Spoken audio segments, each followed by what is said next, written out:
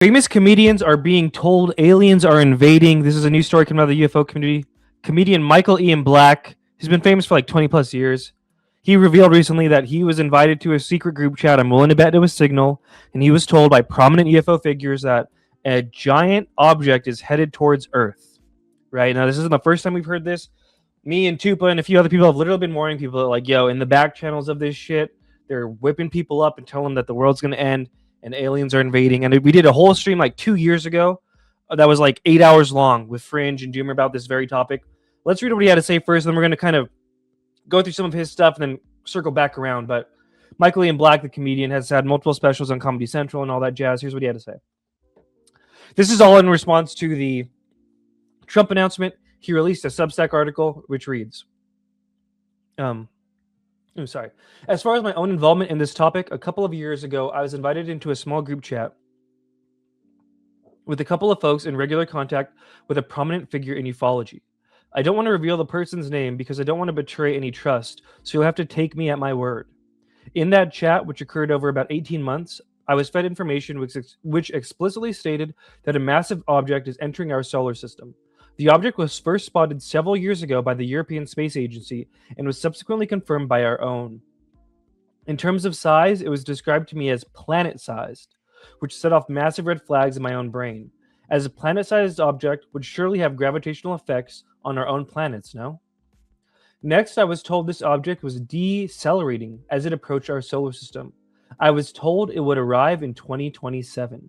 This is significant because the date 2027 has been floating around ufology for some time as an important year by mysterious sources. Everything in ufology, including this article, seems to involve mysterious sources. Yeah, you can't get away from it, right? Very meta. Criticizing the notion of mysterious sources while also being a mysterious source within it. Finally, I was shown a photograph of the object, which had been apparently taken from a ground-based observatory somewhere in the US.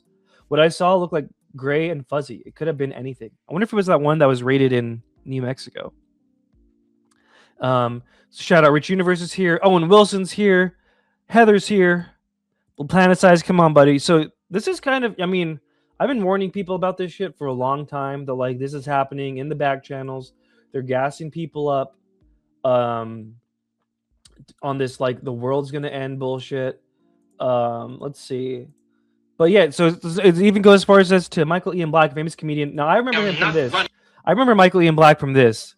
You guys remember back in the day on VH1, they would do these things like I love the 80s, I love the 90s, all this shit. This is where I first remember him from. I cut up a little segment of one episode of I Love the 80s of all his little parts in it, but this is where I remembered him from. After your wife. Who is actually steering that ship? I am trying to run this ship. I mean, that's good stuff. That's just quality television. That's Michael Ian Black. Now, who would have thought that 15, 20 years after this shit, he'd be being psyoped and told in the back channels by counterintel agents that a giant alien ship is coming. You know what I mean? Thank you, Ernest Bell. You want to know what comes between me and my Calvins? Nothing. Nothing gets between me and my Calvins. Who's that? The guy from like Sugar Ray or some shit? Nothing. I love the 80s, like 1982 or something. The thought of that was Alice pretty Cooper. good. Between me and my Calvins? Nothing. Nothing. Up until about, I would say, 6 weeks ago, I didn't understand that was double entendre. So you're going from I love the 80s, we're talking about Levi's ads or some shit, to getting psyoped in the back channels by counterintel agents. This is how quickly it happens, guys. And that was double entendre. Their sound sounds like their name. They're just air. Just give me supplies of air. I'm all out of love. Come on, have it. Brooke Shields. Yeah, Brooke Shields. No, I thought Yoda was cool. I thought he was a cool Jedi Master. Jedi Master. I liked to know that he could do this, and things would rise up. You know, the X-Wing fighter would rise up. I've tried to do this. Nothing much race. See, look at the perfect mark for the counterintel agents. You love Star Wars. You already love Loki esoteric shit. I bet you the person who told them this shit probably also convinced multiple people that they're a legit Jedi, aka Lue Elizondo, aka they can move shit with their mind and they can remote view and all this fucking Jedi shit. Heather says, Courtney Brown and Prudence Calabresi tried pushing the Saturn-sized UFO following Hal Bop on Art Bell. Heaven's Gate took the fake story and ran with it. Yeah. And that's something, too. I've said this before on a stream I did that I referenced. I'll probably link it. I'll probably forget, though, if I'm being honest. A lot of people get this talk and they get activated on some weird psycho shit, bro. I've seen multiple people in the UFO community get told in the back channels by someone that's respected that something's coming in 2027, and then their whole fucking reality changes and they become all fucking crazy. It's crazy. Underage Brooke. Oh, that made that whole segment creepy. God damn. Thank you. All right. So somebody else said, what was it? Oh yeah, here we go. Mafink said he was unvetted not too long ago, and he was. I think I have that queued up. Yeah, sir. He was vetted back in the day, back when Patrick had long hair. Remember this shit when he had long hair? I kind of miss long hair, Patrick. I think he looks great both ways, but I would totally buy drugs from this one.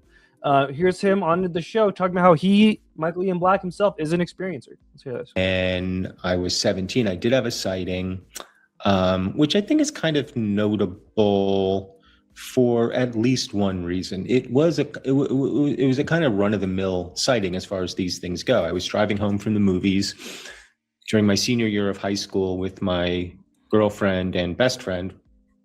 And as we were driving back, sort of through a wooded country road, country-ish, we saw, I couldn't quite figure out what it was. None of us could. It sort of looked like a fireball. I mean, if you had said, describe a fireball, which I had never seen before, I guess I would have said something like this. It was just sort of just above the tree line, maybe a little bit higher above the tree line, probably at the altitude of a small plane, because that's kind of what we thought it was. It might have been a small plane on fire. Maybe it was crashing or something. Jesus. Well, I didn't know what else it could be. So we wanted to kind of follow it, but we couldn't because we were just on a road in the woods. And so it sort of traveled from my right to my left silently. There were no sounds. And we couldn't follow it anymore. And so the next day I woke up, checked the newspaper to see, had there been a crash? There hadn't. And that was that. But so it's a kind of run-of-the-mill sighting. This is, I'm not trying to diminish Michael Ian Black or anything like that, but I've noticed another trend in the UFO community in this modern disclosure movement is experiencers are subject to so many different kinds of weird psyops. People are trying to get their blood. They're easily enticeable. So much to the point where if you watch the stream on my other channel, I swear to God that some of these people are inducing experiences into people, aka with like drones and shit, because they know it activates people. So somebody like Michael Ian Black, who's one, already famous, two, a UFO experiencer, he's the total kind of mark that someone like a Lue Elizondo is going to go after and try and manipulate and have them push their narratives. However, what I think makes it notable, and that doesn't make Michael Ian Black a bad person, right? But I want to make that clear too. He's not a bad person or dumb. You come into this thing and you're excited and you want to do the right thing for disclosure and be part of like a political movement that's like for truth and honesty and transparency. And then that well-intentioned combined with the concept of being a UFO experiencer gets twisted and morphed and manipulated by these trade counterintel agents. Before you know it, he's handling it well, but I've seen people get the same briefing he has and just go off the deep end, dude. Off the real deep end. Is the fact that maybe 2 or 3 years ago, right after we moved to Savannah, I was telling my kids about this. And I said to them, what I'll say to you, which is the odd thing about it is that none of us ever discussed it again. We never said, hey, do you remember that crazy thing that happened to us 2 days ago? Well, I looked in the newspaper and there was no planes. I don't know what else. We never discussed it again. And as I was talking to my daughter about it, I said, and I bet you if I contact my ex-girlfriend, who I was still in sporadic contact with, she will not remember these events. I don't know why I thought that, but I was positive. So I texted her and I was like, I told her the whole thing. I'm like, do you remember this? She's like, I have no memory of this. I have no idea what you're talking about. And I'm not in touch with my other friend, so I don't know how to ask him. So that left me with sort of either two choices. Either it happened and she doesn't remember, or it didn't happen and I created a false memory. To my knowledge, that would be the only time in my life I've created a false memory.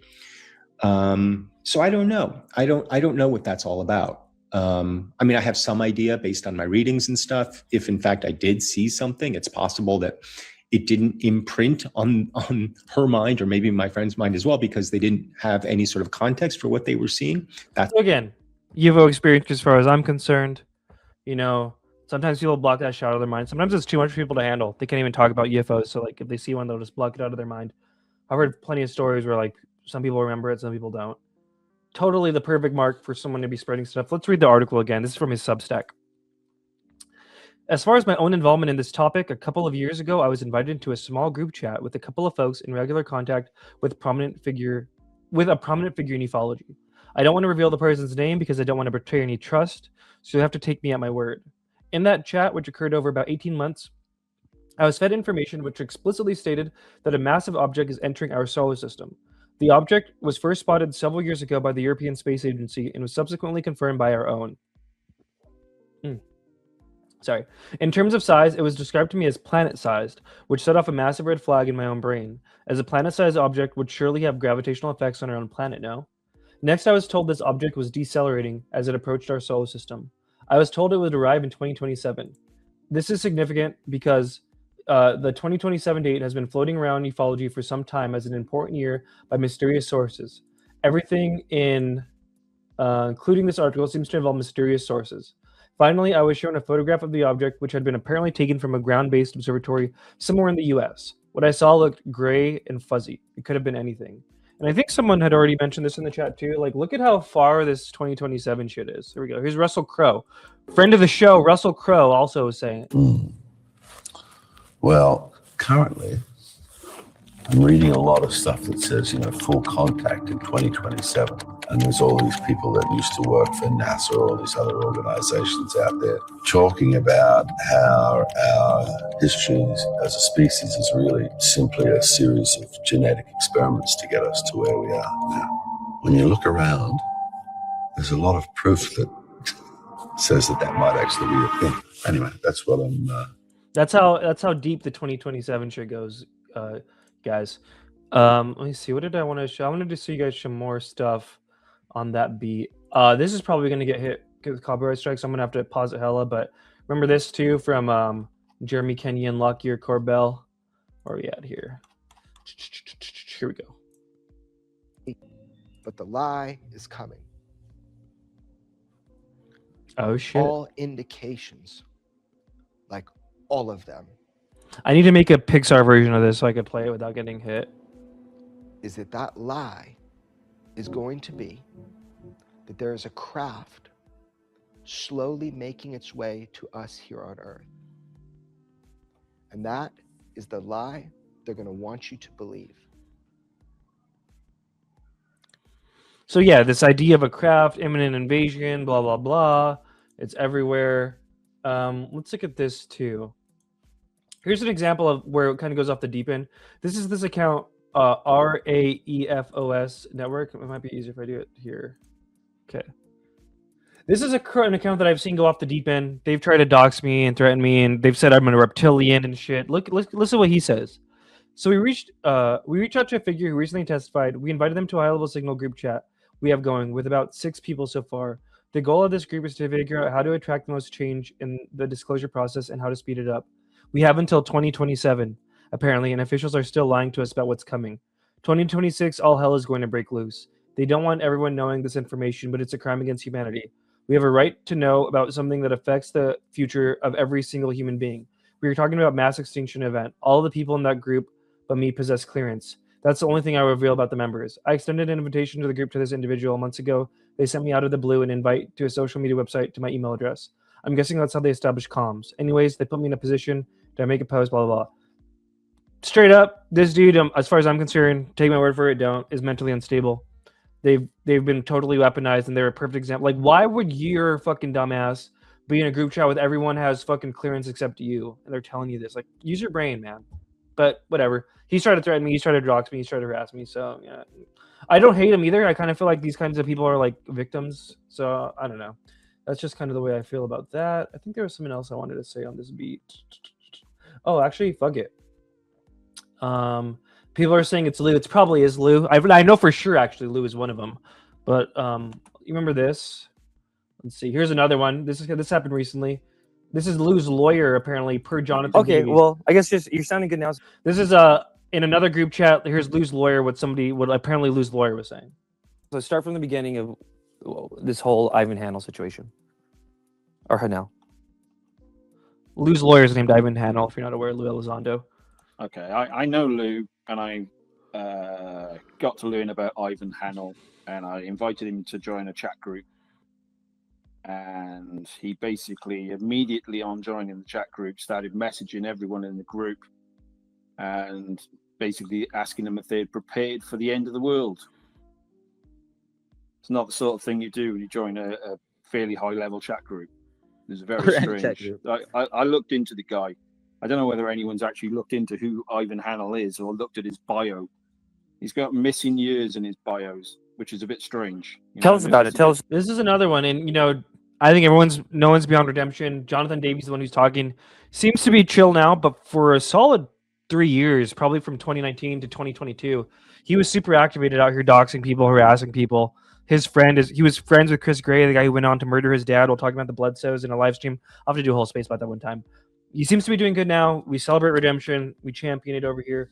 But again, just the idea of that, like, these calibers of people are in these group chats with these counterintel people and their acolytes being told the world's going to end soon is a dangerous mix that I've seen just go AWOL in South plenty of times. About him. Well, he's got a good few years missing in his bio. Look at what years is it? Is it 2002 to 2008 time frame? Yeah. Just like Lue's missing time. Just like Lue's missing time period from his book that he's very vague about during that time frame. That's me getting all excited about the SIFA years. Oh, interesting. Yeah, I basically don't trust the guy. I mean, I told him to stop messaging people and stop doing what he was doing. He also opened his own chat group at the same time and started poaching members from my group and denied that when I said, why are you doing this? And can you please stop? Was he getting specific with what's coming to the people? Sorry? Was he getting specific with what, how is the world going to end, or the, like, no, you know what I mean? No, that was the other thing. He was very unspecific. It was all prepare your family and have you talked to your family and all this sort of shit. People are like, prepare them for what? Like pole shift, alien invasion? He just is like, I can't say. Something bad is coming, basically. Something bad is coming. It's coming soon. Prepare your family. It was bullshit. It's not the sort of thing a lawyer would do. That's the first thing. Yeah. How about the thing? So yeah, what else did I want to show on this front? Oh, also just this concept of signal chats. Like, it's feigned as access, but there's a carrot and stick thing, and if you don't do it, like, you could end up getting harassed. Here's Vetted talking about it. There's a couple people that Jay Anderson called out there. He's referencing when Project Unity shouted out me and Tupa for dealing with the hate group, the crazy Scientology cult that's doxing and harassing people, and the disclosure movement. But at the beginning, shouted out, I should say, Chupacabra and Red Panda Koala, as they're known on Twitter. And they have been probably the two most vocal people about this harassment, this UFO hate group, that people want to say it doesn't exist. It does exist. Okay. They've got private groups, secret groups, all of this. And I'll tell you what, part of it started to happen to me when I was asked to join some, quote, secret groups, and I turned it down. And I guess they're just not used to hearing no, because everyone wants access to these UFO celebrities and wants access to secrets and classified information, quote, behind the scenes. And I just said, no, that's just not my style, right? I want to be independent. Based vetted, that's where the manipulation happens, guys. That's where the manipulation happens. I'm not on any side, either way, right? Skeptics, believers, this, that, because I feel we're all believers and skeptics all rolled up into one. So I don't pick sides. And they didn't like that. But the funny thing is every time I got attacked, right, it just made me stronger and bigger because people came to support me. So it backfired on them. And they've kind of let up on me. But I guarantee you after this video, they're going to come after me hard. Yeah, Scientology is... I got to do a stream soon, too, about just all the Scientology overlaps of all this shit, dude. It's too much. Too much. But, yeah, so I'll just read it one more time because this is super interesting. This is a huge development. I knew it was going on. I knew it was happening. I've heard this story time and time again, but to hear it again, yet again, another data point from someone like Michael Ian Black, who's, like, pretty famous, who I remember watching as a kid. I remember on the, like, I love the 80s type shit. As for my own involvement in this topic, a couple years ago, I was invited into a small group chat with a couple of folks in regular contact with a prominent figure in ufology. I don't want to reveal the person's name because I don't want to betray any trust, so you'll have to take me at my word. In that chat, which occurred over about 18 months, I was fed information which explicitly stated that a massive object is entering our solar system. The object was first spotted several years ago by the European Space Agency and was subsequently confirmed by our own. In terms of size, it was described to me as planet-sized, which set off a massive red flag in my own brain, as a planet-sized object would surely have gravitational effects on our own planets, no? Next, I was told this object was decelerating as it approached our solar system. I was told it would arrive in 2027. This is significant because of the date 2027 has been floating around ufology for some time as an important year by mysterious sources. Finally, I was shown a photograph of the object, which had been apparently taken from a ground-based observatory somewhere in the US. What I saw looked like like gray and fuzzy. It could have been anything. So, yeah, guys, there you go. There you go, gang. Okay, what do we got next? Well, it's all kind of, we got a few beats on this same thing.